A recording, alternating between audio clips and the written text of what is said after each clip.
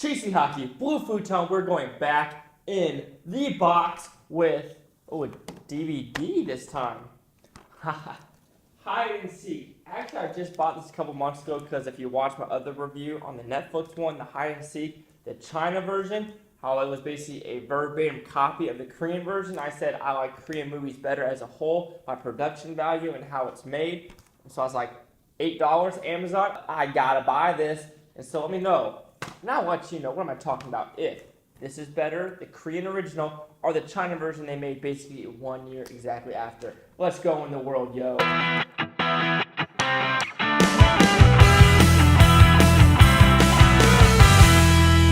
So I just got done watching Hide and Seek, and if you haven't seen the review that I made of the China one, it's basically about this. There's a family that lives a very wealthy, normal life in Korea, in this one, China in the other one. He is adopted, and his older brother kind of goes missing. He's done something bad in the past, or did he do something bad in the past and someone framed him for not doing it? And now the guy, the wealthy one, is kind of in a daze of like going crazy of, did I do something wrong? Is this guy after me because someone's terrorizing my family now? Is it the older brother terrorizing my family, or is it someone else that's just making my life a living hell? What I like about this movie? Well, with seeing the China version and the Korea version, I do like the Korea version better because there are some dynamics that are a little better. This one has 2 kids in it that the parents have. The other one, the China version, had 1 kid. And there's also some other elements of the very end of how people die or how they're about to die and how they're, I guess, wrapped up in this world and what the kids do and what the parents do.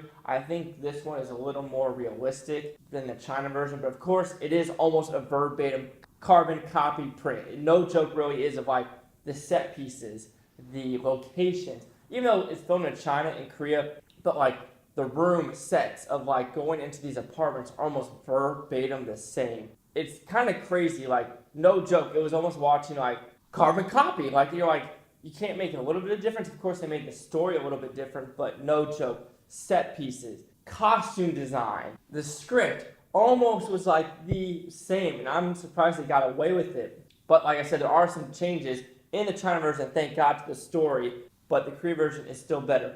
And like this, since I already knew the story and I knew what was happening, and it is very, very, very good on the filmmakers to actually keep you tense throughout the movie. And this one did, even though I knew what was going to happen, because basically I saw the China version and the Korean version, I was still like, oh God, what's going to happen? Don't hurt those kids. When a movie does that, and you basically already seen it, kind of like The Sixth Sense, The Sixth Sense still gives me the creeps at the scene where Haley Joel Osment goes to the house and shows the dad the footage of the mom poisoning the kid. Every time that scene gets me in The Sixth Sense, like I want to bawl. Like every time I just get cold watching that scene. And when a movie like that, with Hide and Seek, you know what's going to happen and you're still tense in your seat, like, oh, what's going to happen? Even though I kind of know what's going to happen, I mean, of course, there's little subtle differences between the China version and the Korean version that maybe that helped, but I was still like, ooh. And the acting by the protagonist in this movie is very good. You just hate this person with a passion. You're just like,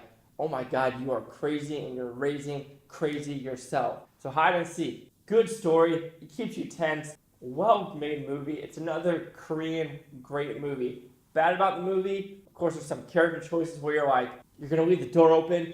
After you are filming people because someone's been breaking in your place, you're going to leave your door open while someone's around the corner. What are you thinking? So stupid choices like that. But, I mean, you kind of have to have stupid characters because, let's be honest, people out in the real world aren't that smart, aren't smart at all. They're kind of cuckoo in the membrane. So, Hide and Seek will receive a 4 out of 5 blue futons, which equals 80%.